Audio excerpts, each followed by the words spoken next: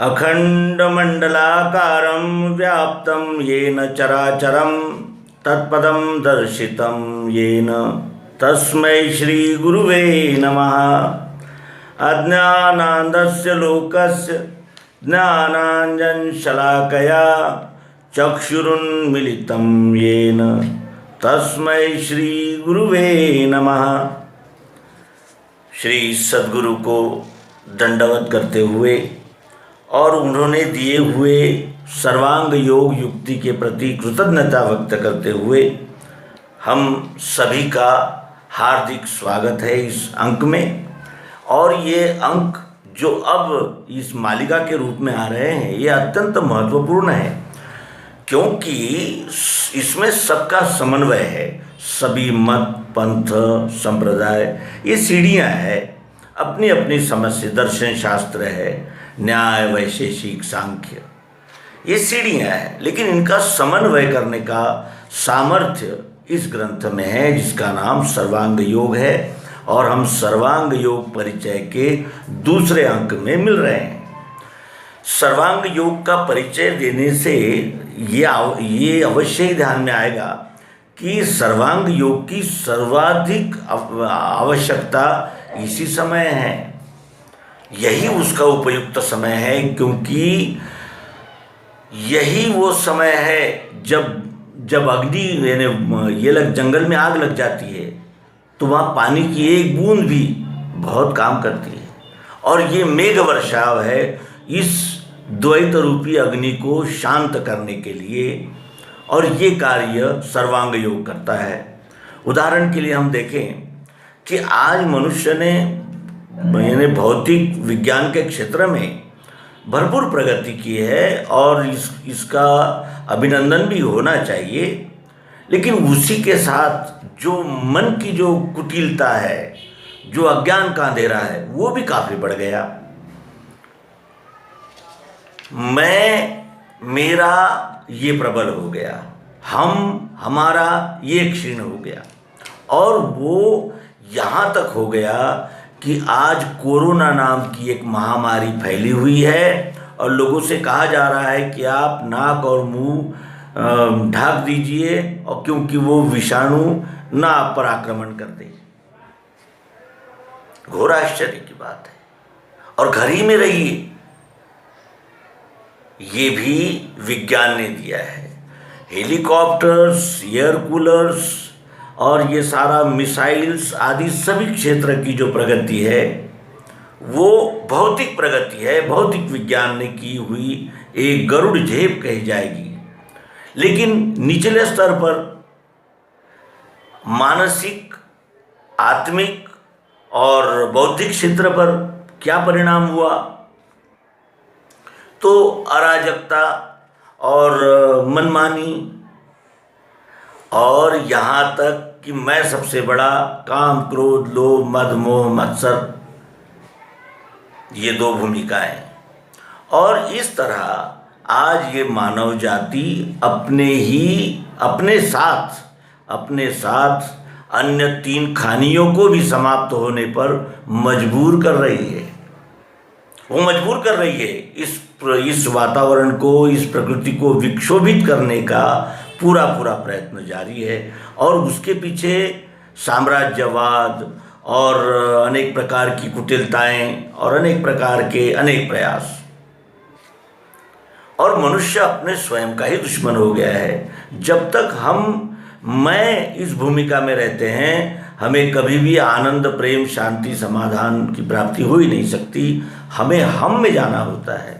सामूहिक जो कृषि घाटे में जाती है, काश्तकार आत्महत्या करते हैं, वो संगठित क्यों नहीं होते? वो अगर संगठित हो जाए और यांत्रिक पद्धति से और आधुनिक पद्धति से अगर खेती करे, मृदा का परीक्षण करे, क्यों नहीं होता ऐसा? हर क्षेत्र में हम का उपयोग ही हमें विकास की ओर ले जा सकता है, मैं का नहीं।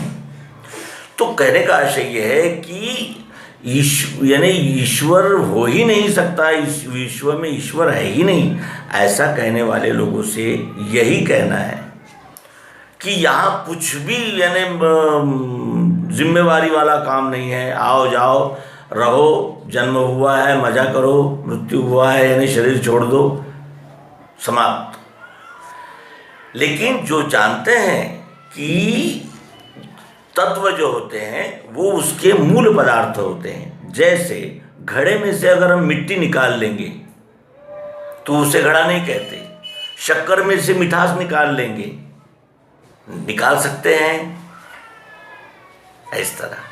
तो कहने का आशय यह है कि सर्वांग योग परिचय की आज महती आवश्यकता है। और त्राही त्राही जन बोले तब प्रगटे कली में, स्वराजानंद जी महाराज लिखते हैं कि त्राही त्राही जन बोले तब प्रगटे कली में, श्री मायानंद जी चैतन्य। क्योंकि ये कलियुग है और ये अब युवा हो रहा है और होता कुछ नहीं है, केवल नियत में ही फर्क आ जाता है, अन्य किसी बात में कोई फर्क नहीं आता। आज भी लोग नाक से ही सांस लेते हैं, आंखों से ही देखते हैं, नियत में फर्क आ जाता है। त्राही त्राही जन बोले तब प्रगटे कली में, दिव्य दृष्टि का फूका शंख निनाद करे।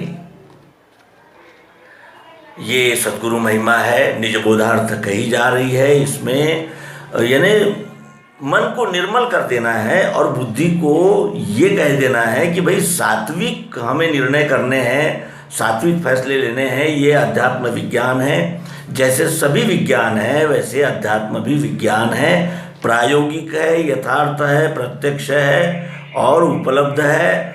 और विशेष इस सर्वांग योग नाम के ग्रंथ का सबसे बड़ा विशेष क्या है? सबसे बड़ा विशेष क्या है कि हमारे भारतीय तत्वज्ञान के सहित वैश्विक तत्वज्ञान में अंतिम जो कहा गया है निचोड़, वो वेदों को कहा गया है। क्योंकि सबसे पुराना साहित्य उपलब्ध वेद ही है और उन वेदों में भी 4 प्रकार के 4 वेद है और 4 प्रकार की भाषाएं हैं और 4 प्रकार का वर्णन है। और ये अनेक ऋषियों ने लिखे हुए मंत्र है, किसी एक ऋषि का नहीं है। सार भारतीय तत्व चिंतन का सार 4 वेदों में उपलब्ध किया है। वो अनुसंधान हमें उनके प्रति अवश्य ही कृतज्ञ होना चाहिए। लेकिन वो 4 प्रकार की बातें कहते हैं। वो अग्नि को देवता कहते हैं और है, वह जल को देवता कहते हैं, वो है, उनकी स्तुतियाँ करते हैं। लेकिन वो रोचक और भयानक इस दृष्टि से विभाजित हो गई और सत्य को जानने की जो यानी निखड़ और प्योर दृष्टि थी उसमें गड़बड़ हो गई। कुछ उपासना पद्धति में चले गए, कुछ व्रत के तरफ चले गए, कुछ कर्मकांडों में लग गए, अनेक प्रकार के अनेकवाद निर्माण। उसमें भी 6 दर्शन शास्त्र है। हर दर्शन शास्त्र एक एक कदम आगे बढ़ा है। अंत में सांख्य शास्त्र ने 24 तत्व माने और कहा कि इन 24 तत्वों का ये संघात है, ये पिंड, ये सिद्ध किया। लेकिन उन्होंने ये नहीं बताया कि संघात है किसका, ये इसका है, वो उसका है। हाँ, किसका है ये? तो वो जो वस्तु निर्देश छूट गया था, वो वस्तु निर्देश करने का अत्यंत मौल्यवान कार्य इस ग्रंथ सर्वांग योग ने किया है। और ये समन्वयात्मक ग्रंथ रहने से, और विशेष यहाँ ये नमूद कर देना आवश्यक है कि श्री मायानंद जी चैतन्य, इन्होंने कोई मठ नहीं बनाया, आश्रम नहीं बनाया, एक पाठशाला बनाई। बाकायदा आप पढ़ाई कीजिए, जानिए इस विश्व से हमारा क्या नाता है। इसके लिए नाम रखा केंद्रीय अध्यात्म विज्ञान शाला जहाँ विद्यार्थी प्रवेश लेते हैं, वहाँ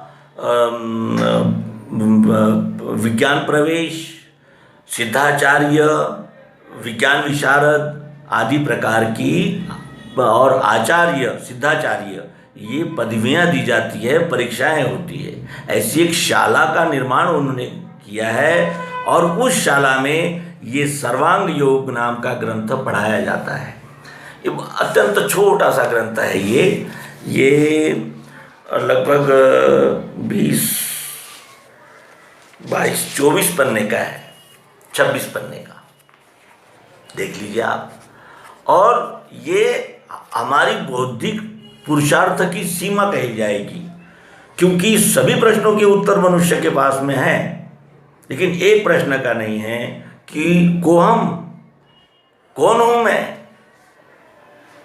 कौन हूं मैं, और कौन हूं मैं पूछते ही फिर ये अनेक मत निर्माण हुए। किसी ने कहा तुम जीवात्मा हो, किसी ने कहा तुम रूह हो, अनेक प्रकार के उसको नाम दिए, लेकिन प्रयोगात्मक पद्धति से प्रत्यक्ष नहीं बताया। और जब तक कोई भी प्रत्यक्ष हम अनुभव नहीं लेते तब तक हमारा विश्वास भी नहीं बैठता और हमारा निश्चय भी नहीं होता। और सबसे बड़ा कारण यह है कि संशय भ्रम जीवित ही रहते हैं, संशय भ्रम का निवारण होता ही नहीं। ये अत्यंत मैंने विचार करने की बात है। तो ये अत्यंत महत्वपूर्ण कार्य इस सर्वांग योग का है। और अब हम सर्वांग योग के दूसरे भाग में चलेंगे, जहां हमने कुछ व्याख्याएं की है। व्याख्याएं इस गीतोक्त तत्व विज्ञान द्वारा अंत में एक ही परम सत तत्व पुरुषोत्तम परमात्मा अनुभूत करके अनिर्वचनीय स्वसंवेद्य पद में स्थिति करा देना और अर्जुन के समान स्वकर्म परांगमुख पुरुष को स्वकर्मारूढ़ पुरुषार्थी बनाकर चराचर सृष्टि के रूप में दिखने वाले इसी विश्वरूप की सेवा में लगा देना, अपने सहित संपूर्ण प्राणी मात्र को परम सुख शांति में रखकर मानव जीवन का सतयुगीय उद्देश्य सफल करना, यही बुद्ध अवतार श्री मायानंद जी चैतन्य प्रणीत सर्वांग योग की अनुभूति है।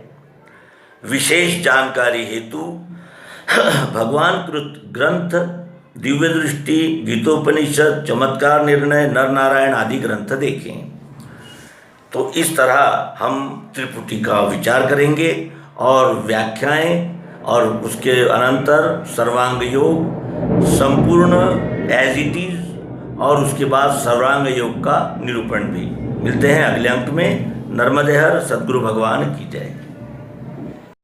अखंड मंडलाकारं व्याप्तं येन चराचरं तत्पदं दर्शितं येन तस्मै श्री गुरुवे नमः।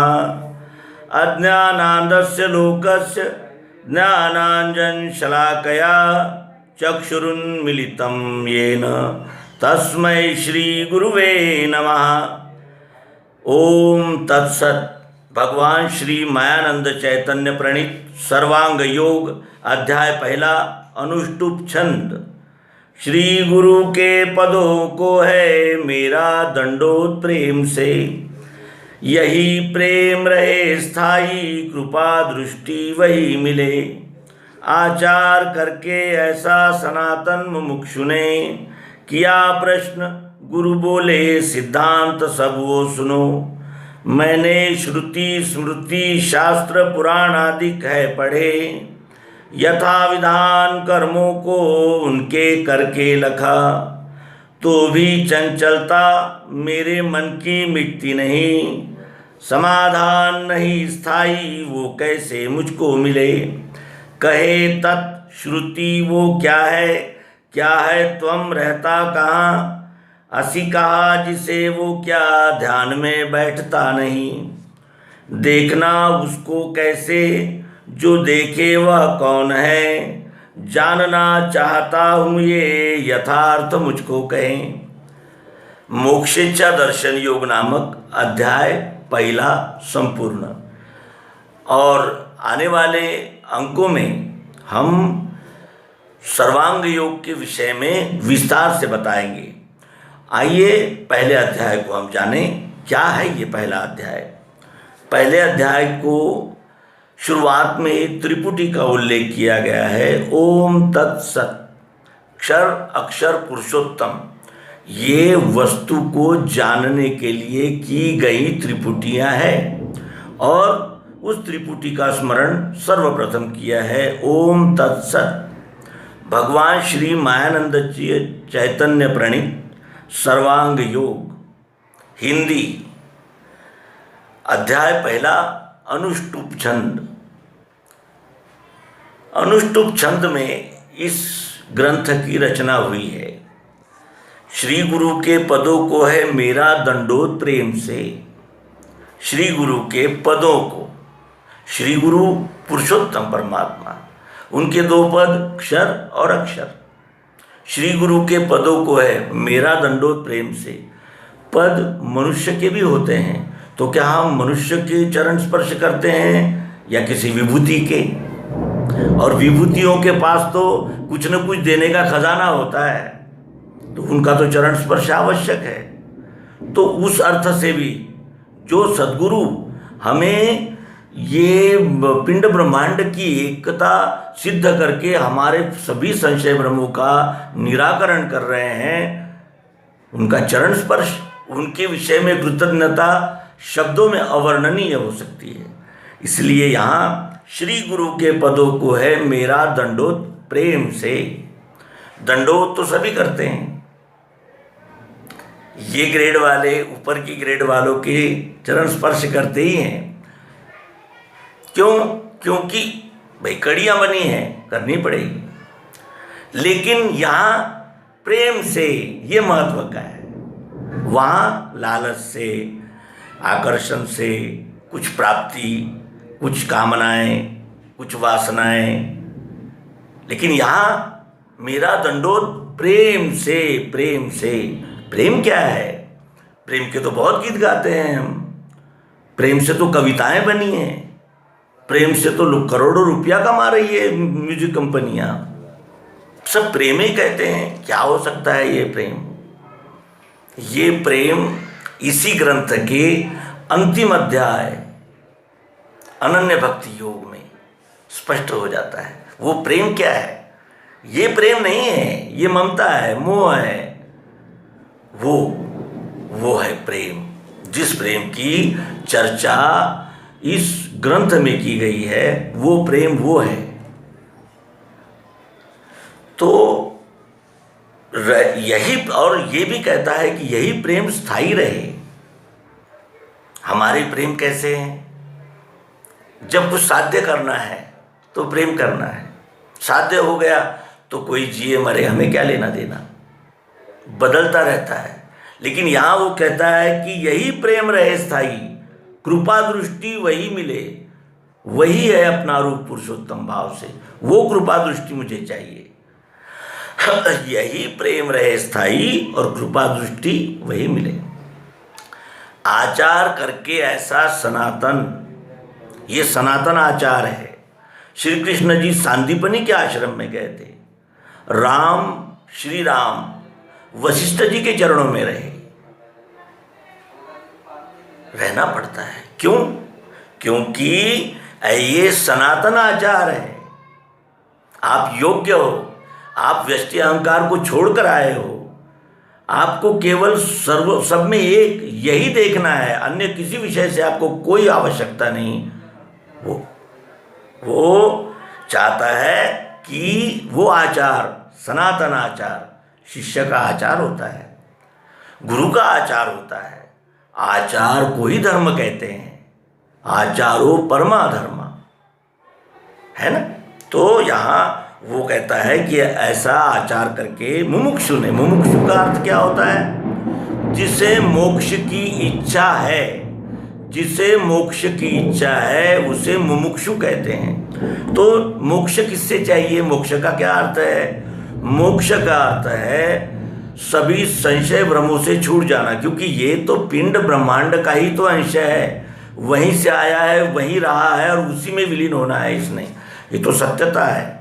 केवल भूल गया है, स्मरण भूल गया है और अपने आप को जीव मानता है, तो कर्ता भोक्ता बनकर यहाँ बार बार वो कर्म चक्र में पड़ा हुआ है। अन्यथा तो वही है, शक्कर का दाना भी शक्कर ही है।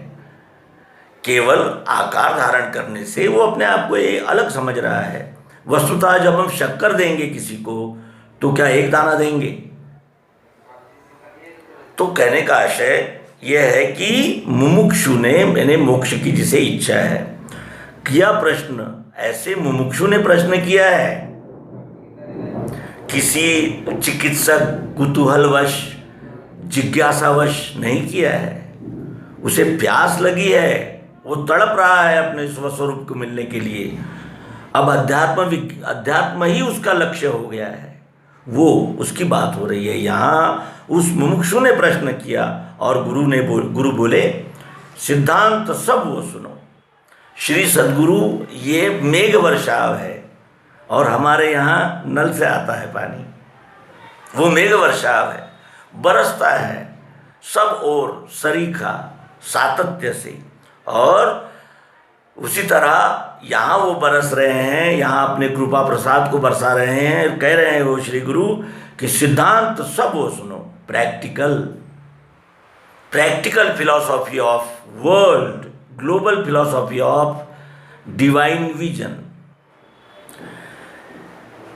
तो मैंने, अब वो शिष्य कह रहा है, शिष्य अपनी योग्यता को दर्शा रहा है, आवश्यक होता है। अगर हम पहली क्लास के बच्चे को 10वीं का कोर्स पढ़ाएंगे तो नहीं हो सकता। तो इस तरह वो अपनी योग्यता बता रहा है कि वो क्या क्या करते हुए यहाँ तक पहुँचा है सद्गुरु के चरणों में। वो कहता है मैंने श्रुति स्मृति शास्त्र पुराण आदि कहे पढ़े, ये सब मैंने पढ़ लिया। श्रुतियाँ यानी वेद, स्मृतियाँ शास्त्र सब पढ़ के देखा और यथा विधान उनके कर्मों को करके रखा। ऐसा सुना सुनी नहीं, वो करके रखा कि उसमें क्या परिणाम है, क्या अनुभव है। तो भी चंचलता मेरे मन की मिटती नहीं। ये जो मेरे मन की चंचलता है ये नहीं मिटती, समाधान नहीं स्थायी, वो चंचलता नहीं मिटती। क्यों? चंचलता कब तक रहती है? एक लहर निकली है, कब तक की चंचलता है? जब वो नदी से न मिल जाए। नदी से मिल गई, चंचलता समाप्त हो गई, क्योंकि वो अब विशाल हो गई, मिल गई, घुल गई। उसी तरह यहाँ वो कहता है कि मेरे मन की चंचलता मिटती नहीं, समाधान नहीं स्थायी। हम सब कुछ करते हैं किस लिए? समाधान के लिए। भोग ऐश्वर्य मान सम्मान लेना देना प्रतिष्ठा, सब कुछ समाधान के लिए सब करते हैं। क्या हमारा समाधान हो जाता है? नहीं होता। अगर समाधान हुआ होता तो फिर कामनाओं के पीछे कामनाएं खड़ी क्यों है? समाधानी का यही तो लक्षण है। जब उसकी कामनाएं जो है वो सीमित हो गई है, अब केवल वो देह को ही मैं नहीं मानता, मेरा देह मानता है। देह मेरा है, देह तो छूट जाता है, लेकिन मैं नहीं, मैं तो अमर हूँ, मैं तो स्थायी हूँ, क्योंकि मैं स्थायी वस्तुओं से बना हुआ हूँ। पृथ्वी जल अग्नि वायु आकाश ये स्थायी वस्तु है, स्थिर है, अखंड है, गतिशील है, जीवंत है, स्पंदित है। और इनसे मैं बना हूँ, तो मुझे समाधान नहीं है। क्यों? क्योंकि मैं वो अखंड तत्व से अपने आप को अलग मानता हूँ। और कहे तत्श्रुति वो क्या है? श्रुतियों में, वेदों में 4 प्रकार के महावाक्य कहे हैं। अहम ब्रह्मास्मि, अयम आत्मा ब्रह्म, तत्वमसि और सर्वम खल्विदम ब्रह्म। ये 4 महावाक्य है। इसका आशय है कि ये अनुसंधान की घोषणा है वेदों ने की, कि हमने इस प्रकार त्रिपुटी में उसको हमने जाना। और यहाँ सद्गुरु तत्वम असि ये पूछता है वो मुमुक्षु कि वो तत् क्या है, त्वम क्या है, असि क्या है, कहाँ रहता है। और ये मेरे ध्यान में नहीं बैठता, मुझे उस महावाक्य का अर्थ बताइए, तत्त्वम असि। और देखना उसको कैसे, उस तत्वमसि को कैसे देखा जाता है? और जो देखता है वो कौन है, कौन किसको देखता है। और ये जानना चाहता हूँ ये यथार्थ मुझको कहे, मुझे रोचक भयानक नहीं बताइए, वो तो मैं सब देख आया। अब मुझे यथार्थ चाहिए, जैसा है वैसा, प्रैक्टिकल चाहिए मुझे। और इस तरह मोक्षेच्छा दर्शन योग नामक अध्याय पहला संपूर्ण हुआ। मोक्ष चाहिए मुमुक्षु को। मोक्ष का अर्थ होता है अपने संपूर्ण संशय भ्रमों से निवृत्त हो जाना और आत्म प्राप्ति में गुरु प्रत्यक्षदर्शी और सात्विक श्रद्धावान होना चाहिए। गुरु तत्वदर्शी होना चाहिए, देखा हुआ ही देखी हुई बात को बता सकेगा, अन्यथा तो वो शब्द ही रहेंगे। और शिष्य कैसा चाहिए, सात्विक श्रद्धावान। सात्विक श्रद्धावान किसे कहते हैं, दुराग्रह पूर्वाग्रह को छोड़कर और सत्य को जानने के लिए ही जो आता है उसे सात्विक श्रद्धावान कहते हैं। तो इस तरह ये पहले अध्याय का हमने निरूपण संपूर्ण किया। आप सभी का हार्दिक धन्यवाद। मिलते हैं तीसरे अंक में।